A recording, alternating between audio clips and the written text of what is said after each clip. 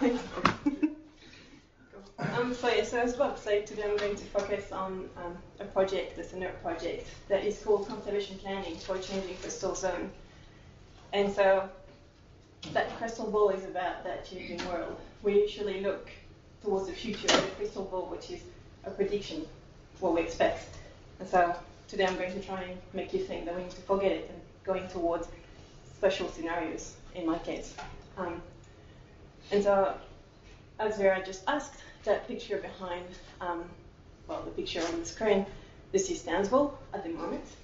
And what's in the crystal ball is what you would actually see if you look in a crystal ball for what the Townsville port will look like in 2040. So, here you go. So, in the talk today, I'm going to, for the first half, really look at the theory behind scenarios and why it would be good to include scenarios in conservation planning. And the second half will be focusing on the Great Barrier Reef Coastal Zone and the work that I'm doing. So, as I just said, we'll start with really looking at coastal management and the wicked problems that are associated with it. And then why it's important to look at conservation planning in a changing world. And then why scenarios would be a really good tool for that. And finally, get into the GBR work itself. So I'll focus on the spatial scenarios that we're producing and talk about the methodology that we're trying to develop to include them into systematic conservation planning. So the first thing is that coastal management is very challenging, and it is somewhat of a wicked problem that's made of several main kind of complex issues. The first one is the fact that coastal ecosystems include the land and the sea, and you can't really look at coastal ecosystems with just looking at the sea, which is what people tend to do when they look at conservation, marine conservation. The second thing is a fast, sporadic, increasing coastal development, and sporadic mean unpredictable. And the third one that I included here, because it is in the whole picture important, is climate change. However, I am not trying to model climate change into the coastal development scenarios. The main reason is climate change is actually quite predictable. Most of the climate change scenarios that we actually look at, there's somewhat predictions with a difference in intensity in climate change, but we know in particular for sea level rise that it will increase. We just don't know about how much, but we know what is going to happen. So in this project, really, climate change isn't included in the modeling. So let's go back to that first issue of that connectivity within coastal ecosystems. And so if you look at the picture here, well, the actual conceptual picture, it's the idea of the runoff, so that anything that happens on the land, that's agriculture, urbanization, mining, has an impact onto the marine ecosystem. And often ports and shipping and urbanization, which are really very coastal kind of type development, are not included into that picture. And urbanization in particular, where that's linked with also, so again, connectivity with recreational fisheries, for instance, activities at sea, tourism, and all that kind of thing. And so, yeah, that's to go back to the fact that a lot of the marine protected areas that are put up do not actually include any part of the land side of the coastal zone. And this is quite an issue, and I think the Great Barrier Reef is actually a really good example of an issue like this, where you've got that really good MPAs that was put up, that has a lot of funding, that's actually really well managed, but the terrestrial part of the coastal zone isn't actually that well managed, and that leads to issues that we actually seeing today. And then I found an example in Brazil, where they kind of tried to include terrestrial part of the coastal zone within a marine protected area. And so they call that an environmental protection area. And I'm not entirely sure how they chose that terrestrial area in particular, but the concept is actually what I'd like to see in the future. The second thing is the fast, sporadic, and increasing coastal development. So I think we're all aware about it, but I think that was pretty good to put up some kind of a illustration for it. And so this is a very extreme example. That's around Shanghai. And so that's about 28 years from start to end. And so it's doing it again. And so you can see how the urban area in particular sprawl, but also the related agricultural land and the clearing of native vegetation. So, yeah. So now I'm just going to go a little bit closer to home for the Gulf Coast, which has seen a very high coastal development as well. So same time frame. And this is really a tourism-led kind of coastal development. In less than 30 years, it pretty much over tripled the area that urban took. So overall, the challenge for systematic conservation planning today, and for coastal zones in particular, is to develop a method that will allow us to identify areas as conservation priorities, but in the light of that fast and predictable land use change, and in the light of the connection between the land and the sea as well. So I thought I'd start with looking at what we're trying to achieve with systematic conservation planning exactly. And so the description of systematic conservation planning is to come up with the best spatial use of limited conservation resources to minimize the loss of the valued aspects of the world and in the future. And so I bold two sets of words there because I think they're what I'm really looking at in that project. One is that we're trying to minimize the loss, which means we need to identify the threats. And throughout the coastal development, throughout the project, I use threats as something that we can manage. So obviously climate change creates threats as well, but it's threats that we can't manage, so we need to deal with them quite separately or quite differently. And the other sense of word is in the future. And so anything that we look in the future will be something different than what we know. And so this is going to lead to a changing world. And so in terms of threats, we need to look at threats because something that will not be threatened in the future probably doesn't need protection. And so we need protection only for things that will or will likely be threatened in the future.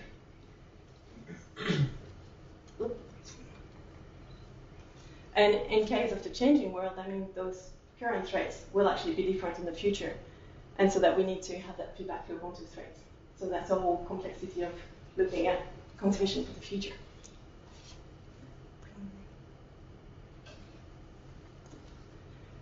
And so there has been work already done to try and include that idea of changing world and scenario planning into conservation world, really. The first paper that I know of that mentions scenario planning for conservation is Peterson et al. So that was published in 2003.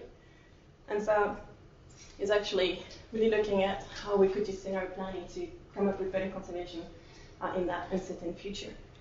And this is more related to like policies and practices.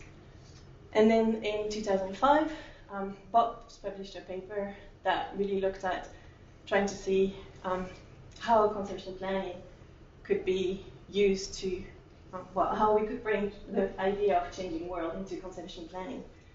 And so in that paper, there is a mention of using scenario planning, in particular spatial scenarios, as a tool towards conservation planning. And so I think that project kind of fell from that paper. And so what's on the screen just now is actually the contrary of what scenario planning is about.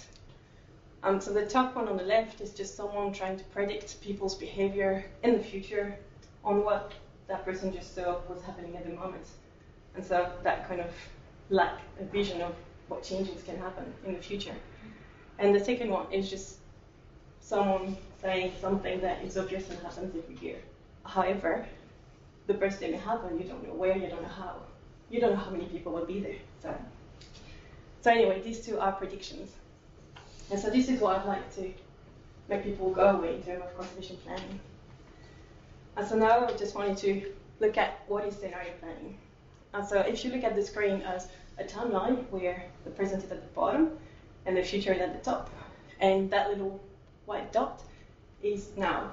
And so if you think about where you are now, you're listening to me, you're on your seats, and you can't be anywhere else. But in 2 hours, you could be somewhere else. However, if we look at trying to predict where you're going to be in the future, so maybe in 5 years, to do that, we're going to look at what you've been doing in the past and try and predict where you're going to be in the future. And if we do that for the Great Barrier Reef, I think we'll see something like that. Likely, we actually know that's not the only thing that can happen. And so we go back to our present and we try and see, think about for yourself. You see yourself in 1 year, but what are all the things that can happen that will not lead you to that particular point? And so I think that's where the further we go in the future, the bigger the area of possibilities are. And so that's why I call it temporal kind of possibilities. And so the further you go in the future, the larger the area is that you'll need to think about in terms of where you could be.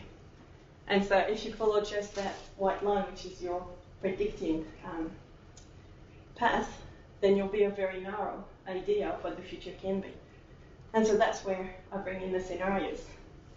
And so the scenarios are just really, we deviate from the predictive path to see what can happen in the future that is not prediction.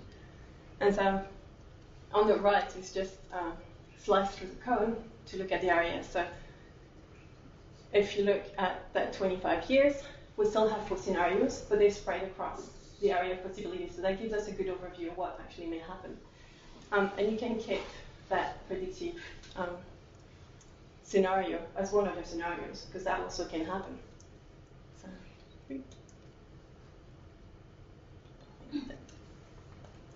and so, just to look at scenario planning in a bit more details, it was originally developed for military operations.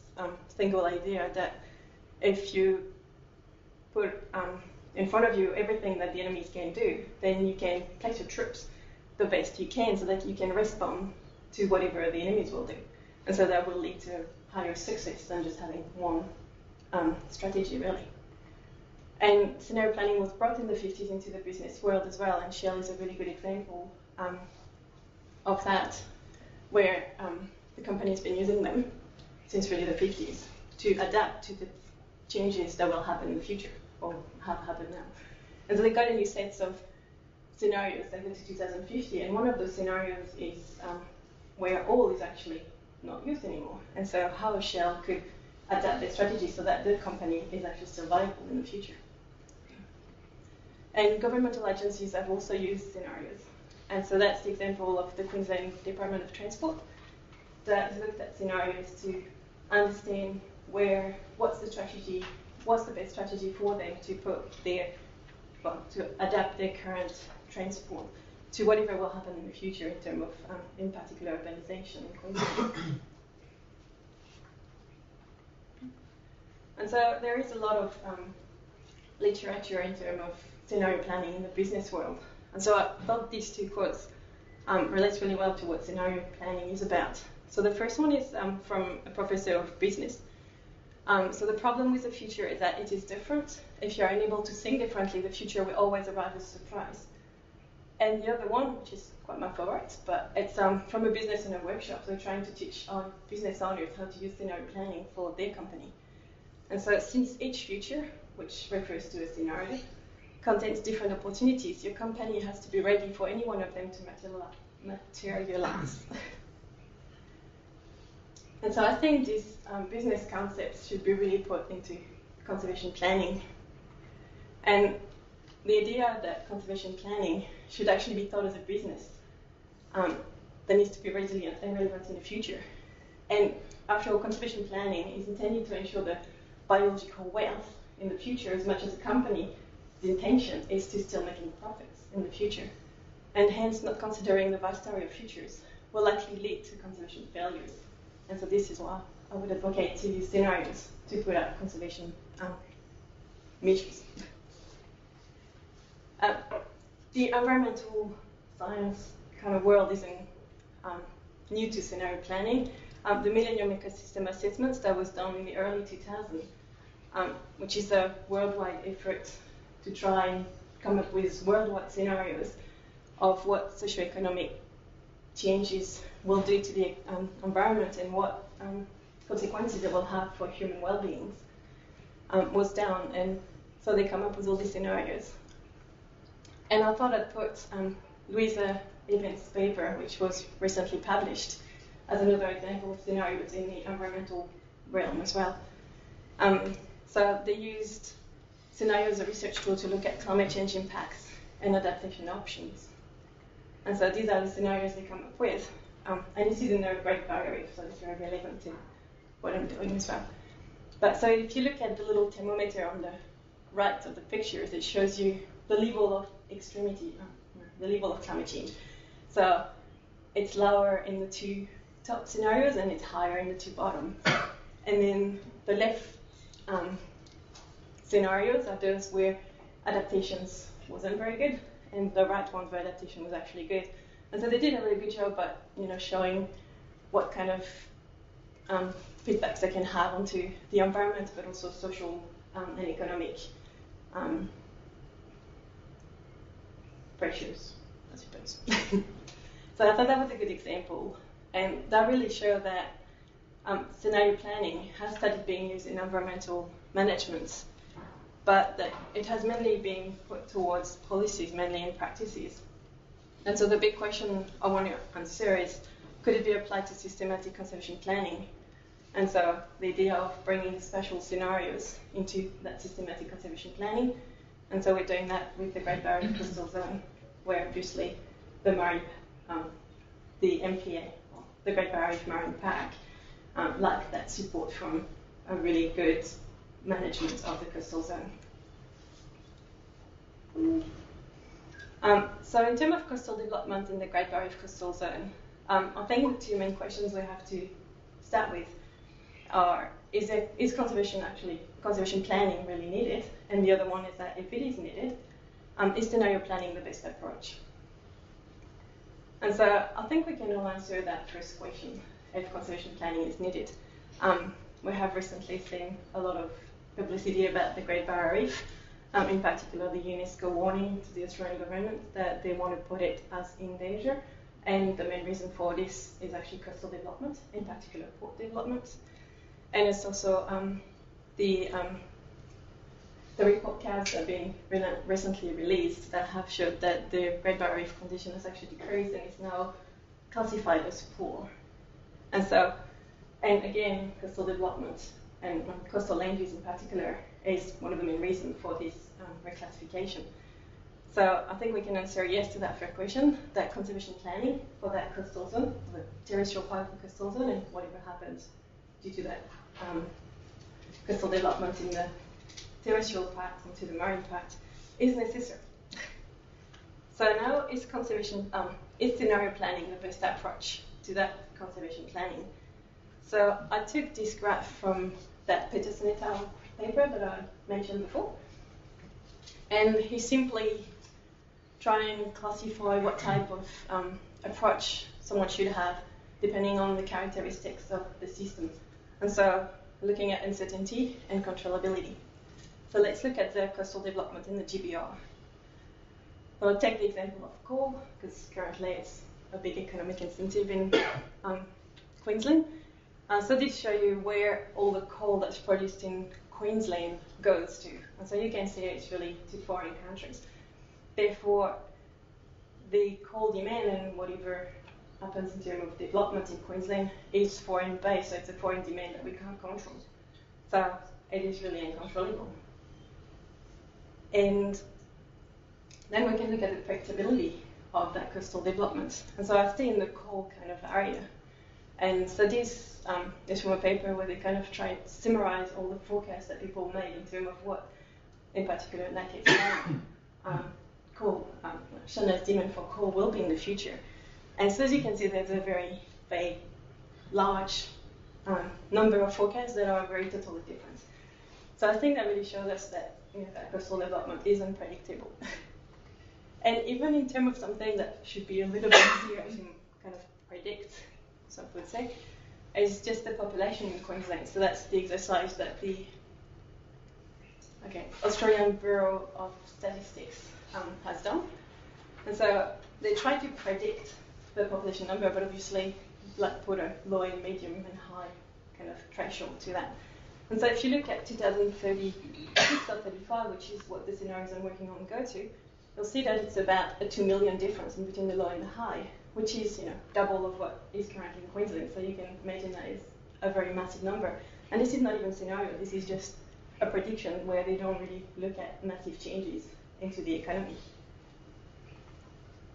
So I think we can conclude that for coastal development in the Great Barrier Reef, the uncertainty is high and the controllability is very low, so it's uncontrollable. And so that scenario planning is actually come up with the best approach for that. And I've just put sea level rise there, I need to go back to climate change and why I don't really include it into the modelling. So sea level rise It's totally uncontrollable, we can't control it, but compared to coastal development, at least the uncertainty is quite low. We actually know it will rise. We kind of, maybe this scenario, but prediction, let's say it will go down in some places, but in general, we can pretty much, with certain amount of certainty, know what's going to happen compared to coastal development that can go anywhere, really. And so now we're going to the research project. That's the NERP project. So it's called Conservation Planning for a Changing Coastal Zone, or another name for it, that's NERP TE 9.4, T being Tropical Ecosystems Hub, which is one of the hubs of the NERP.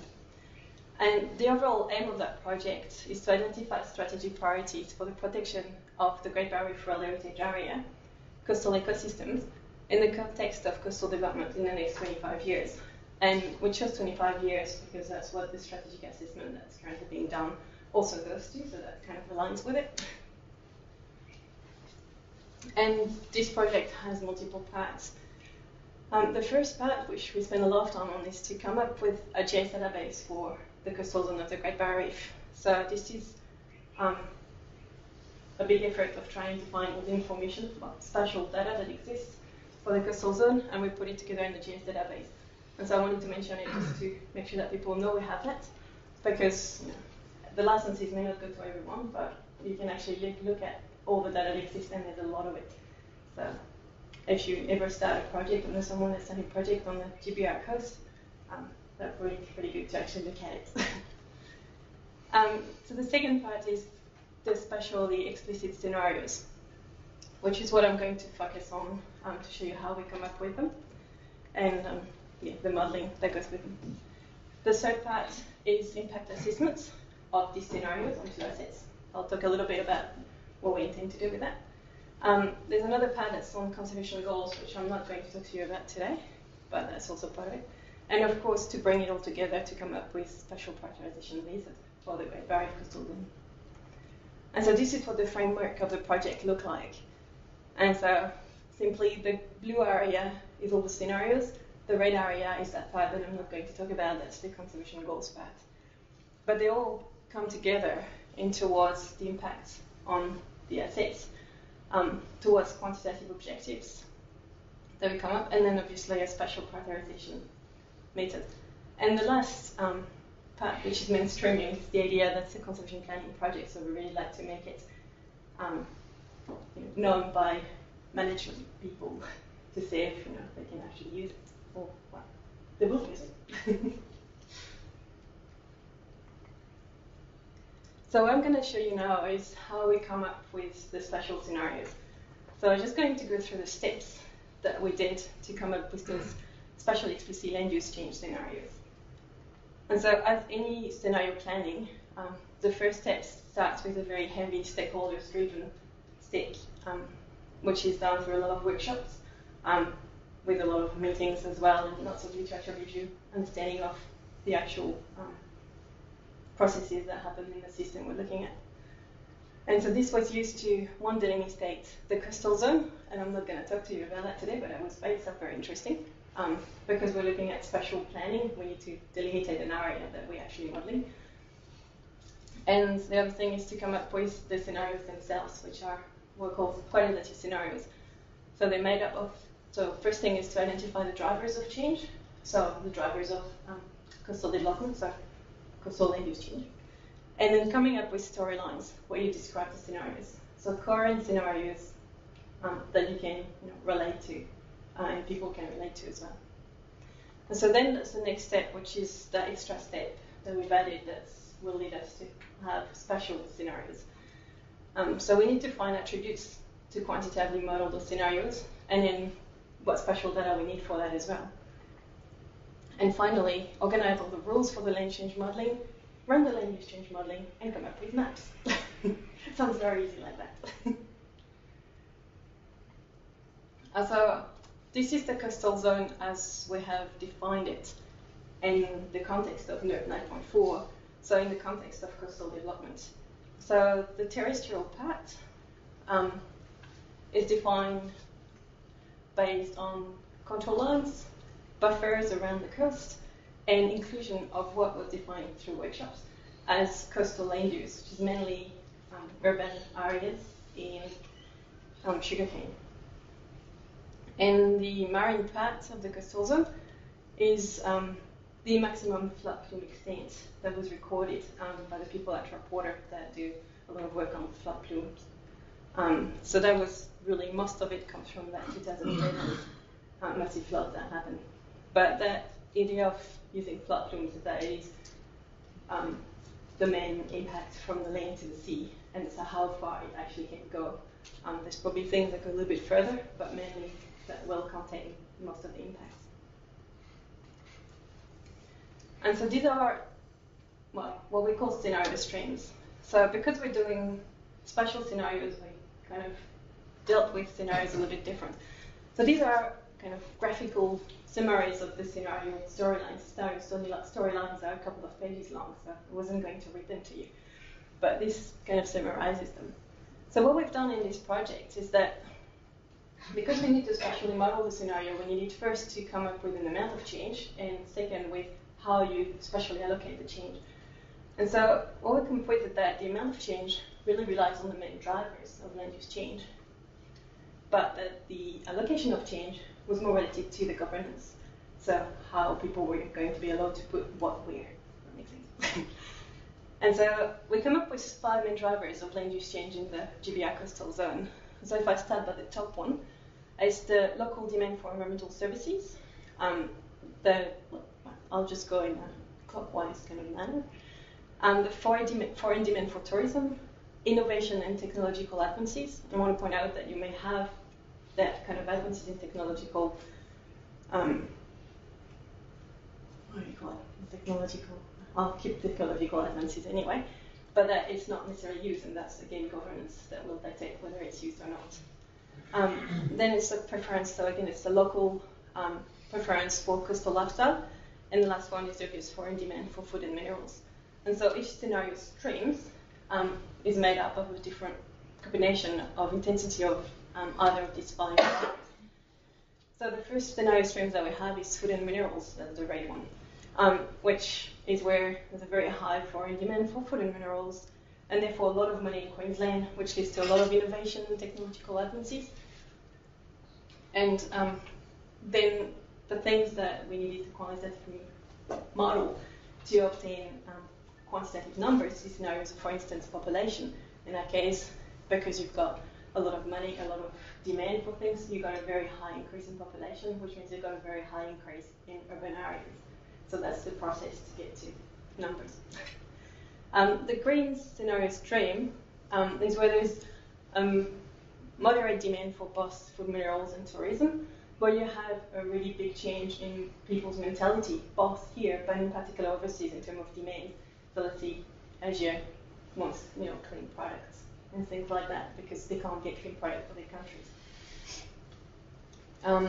There's a tourism scenario stream, which is when the foreign demand for food and minerals just goes slowly down. So this is a scenario where Queensland economy is actually a bit more down and tourism keeps it going. So the government puts its effort into developing tourism as a way of counterbalancing the lack of mining. The last one is business as usual, and that's what, in that little curve of probabilities, that's the white line that's really, if we extrapolate further in time what's happened between within the last 15 years, what will happen. So that's the closest prediction that I'm going to use.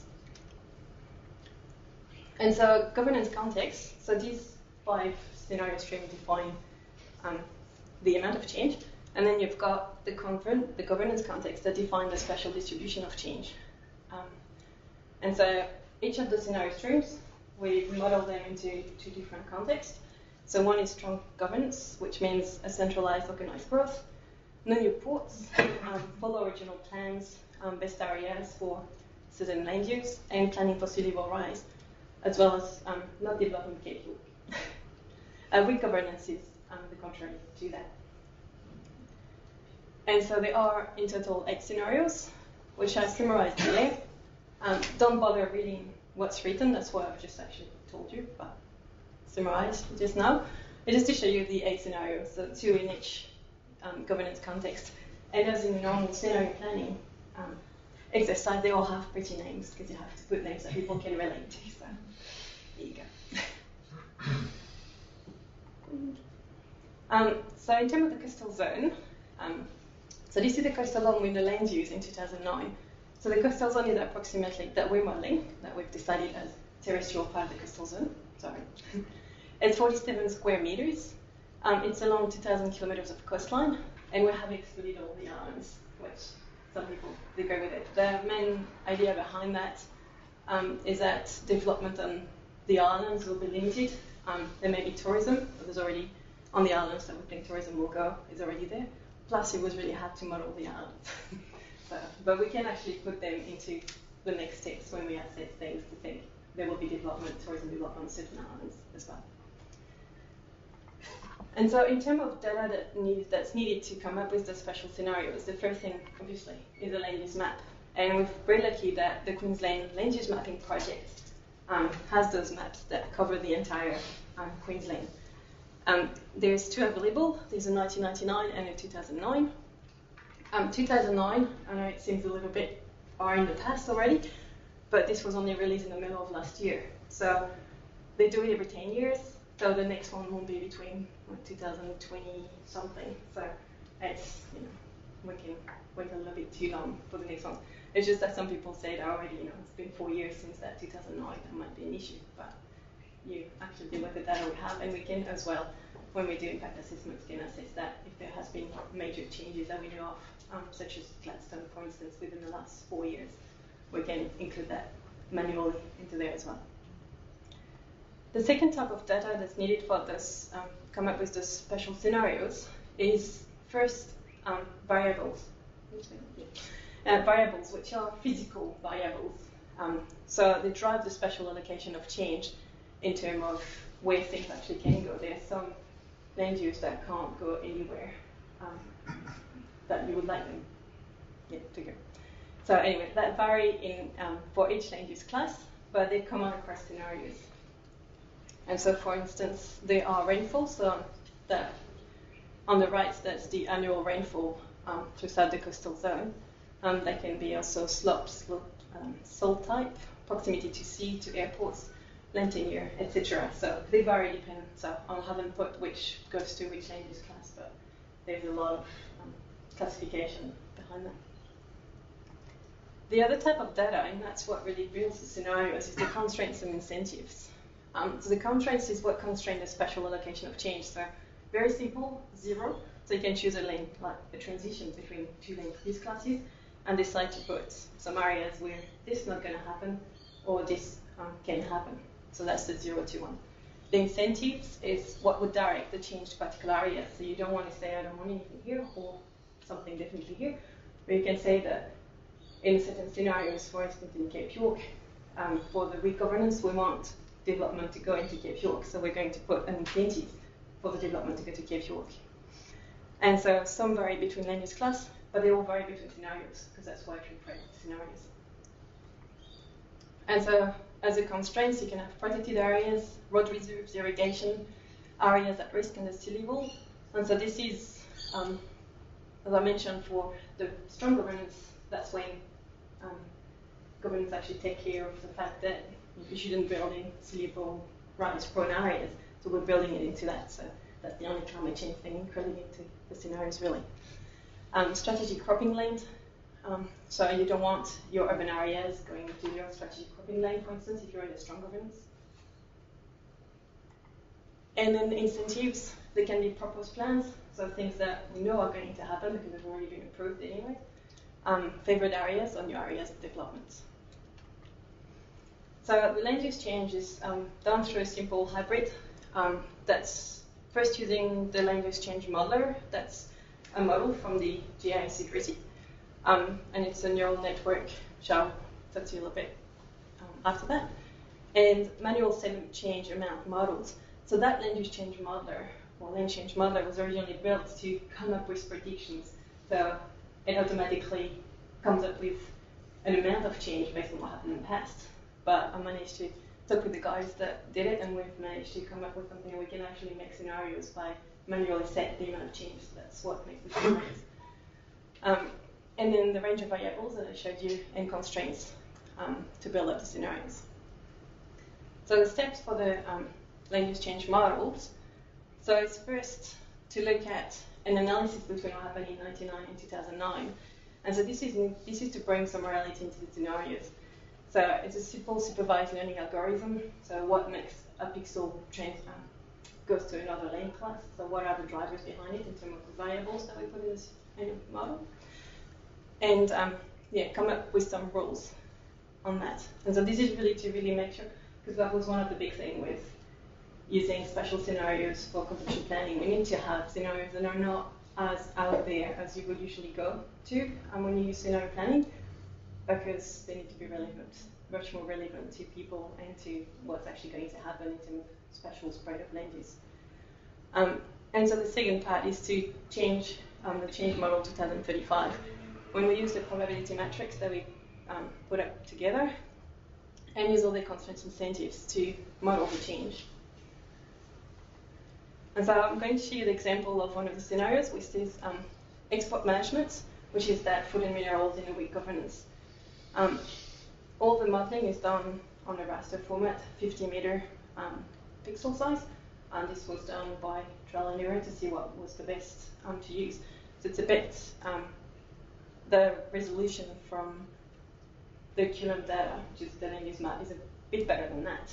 But with all the other variables we had, that's what we actually decided was best to use to have the best outcome in terms of accuracy what we're doing. So anyway, that scenario, very basic summary of it, you double the food production, mining, and you double the population. Which means in terms of areas, you double the areas of cropping land use, higher sport development, double the urban area, and you authorize ketchup to be developed. So these are the numbers that I come up with. So I just focused on 5 land use classes so that it's not as too confusing. And so these are the scenarios. So can't really see it, but I'll zoom on it just to show you what it looks like. So on the left, that pair of maps is exclusively the terrestrial side of the scenarios, and the pair on the left, the pair on the left is the terrestrial side exclusively, and the pair on the right is including the marine use as well, because we actually do want to see what it means in terms of marine use as well. So the marine use that we include in the scenarios is where the foreground are for ports, ship and carriage areas, obviously the ports, which are major, medium, minor, the ferry routes, marine tourism, so the main areas of marine tourism, and I want to bring in the shipping lanes, but at the moment I have been unsuccessful in getting the data for it. So at the moment I just put the designating shipping area without intensity, but obviously we'll add, hopefully get that data to get the shipping lanes put in that. And so you're going to have, if you have, in particular that scenario for food and minerals, a very high increase in terms of traffic on the shipping lanes, so we can put that in there as well. So I'm still working on that marine part of the scenarios, how to actually display it. And obviously with each port, we need to come up with a way of putting a table that goes with the amount of dredging that goes on, the amount of shipping that goes in, and things like that, so that we can assess what it means for the marine environment. And for the terrestrial part, as you can see, there's some development in Cape York at the top. I'm going to try that there. And you can see like increase in sugarcane, which are the most obvious ones because they're the most spread. Just for you to focus on the colors, anything that's purple is horticulture, anything that's pink is sugarcane, and red is urban. So probably focus on this one, that's a bit easier. But so if we zoom in to these scenarios, into the scenario. So on the left, 2009, 2035. This is obviously Townsville, just in case, there. And so as you can see how the spread of the city in 2035 and the spread of the sugarcane.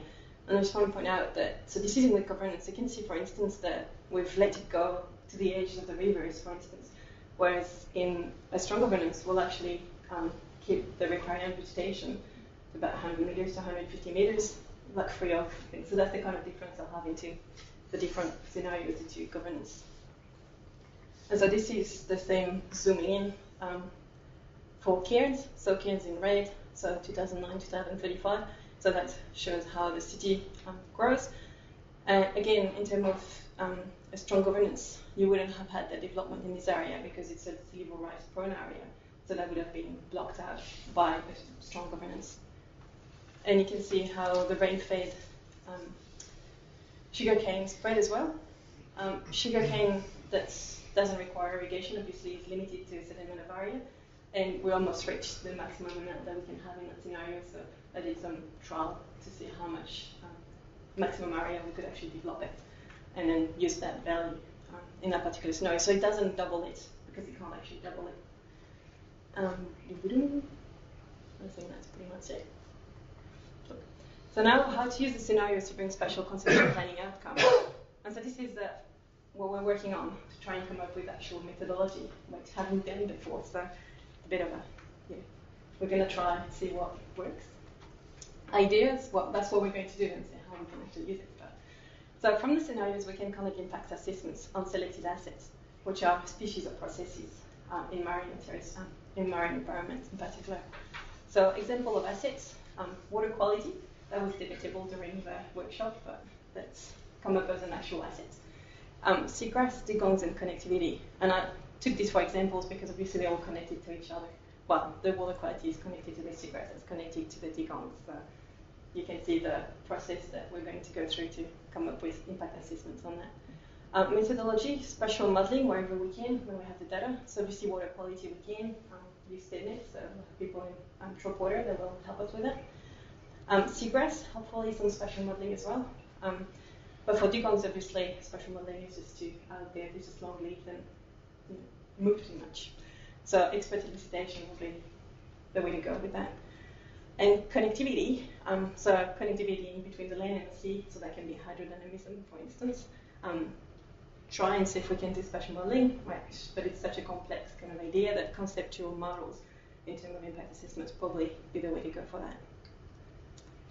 The other thing that we can do is a risk analysis. So when we model the scenarios, we come up with some probability maps that say for each pixel, what are the probability that it will change to another land use. So I selected all the probabilities to come from something that is a natural land use to a disturbed land use, so urban or agriculture. And so that's the map that I come up with for that particular scenario to show you. So that's the export management. And so that's 1 to 0. You can have an idea. So we could actually combine all these probability maps to try and understand which areas are more susceptible to change. And we could also use the scenarios themselves instead of looking at a probability, looking at scenarios and actually come up with which areas are developed or not across the scenarios and use that for planning.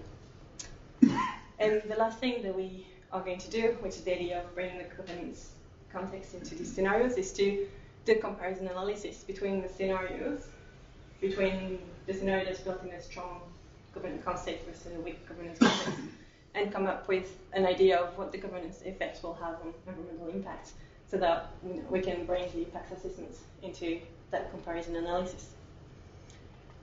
And so the idea after that is to bring these all together, really. So in terms of spatial data and areas that are at risk, which ones, so in terms of the impact assessments, species, what's happening on the land, how it relates to the marine species that we looked at, and come up with prioritization of conservation actions on land, and in particular recommendations for coastal development locations. So if there are areas that you really don't want to develop, or you will allow to develop because they may be important, but you will not avoid development within the next 25 years. So this is something that managers will have to think about what they want to do. And that's where we bring the other part of the project, which is on the conservation goals for the Great Barrier World Heritage Area. So that's when we're bringing in to look at how to reach those goals. And so I wanted to come back to that slide where the coastal management issues is summarized. And so using the scenario planning thing, we can say that we can look at both the coastal ecosystems connectivity and the fact that the coastal development is fast and sporadic. And so I just wanted to show you how climate change can be brought back into the picture. I said I wasn't going to look at it, but obviously you can bring it back inside, like in the project later if needed. So climate change, you'll have some areas depending on the level of sea rise that you want to put in, but you can, from whatever conservation planning comes up from the scenarios, you can then bring back the climate change and okay, these areas are going to be underwater within 100 years, therefore anything that we wanted to conserve in there isn't useful really. So we're moving the conservation of these ecosystems, habitat, species toward further inland. If we can, if we can't, then there's not much we can do about it. Yeah, so I hope I kind of convinced you that using prediction and that crystal ball that we most often use needs to be forgotten, and that scenarios really needs to be looked at and integrated into scenario planning. In terms of the Great Barrier Reef heritage area, I do think it really needs to be associated with the proper land use planning to ensure its health, and that's that scenario-based conservation, systematic conservation planning could be a significant tool towards having resilient coastal ecosystems to any future that will actually materialize. We don't know what it will be, but if we can plan for any, then that should give us a better chance to actually protect something. And I'd like to thank NERC, obviously, that's funding the project. ARC and GBRWHA are also part of the funding. Big acknowledgement to everyone that's participating in working groups, workshops, or meetings. And I'd like to thank Bob Presty, Miriam Morgan, Alan Dale, John Brody, and Hugh Yoxton, who are all working on the project with me. Craig Shepherd from the Queensland Government has been really helpful with the QM data. Sean Sloan, who's a GCD but here, has been really helpful with eDRISI and actually trying to find out how it works. And a lot of organizations that have given me data or shared ideas and things like that. Cool. Thank you.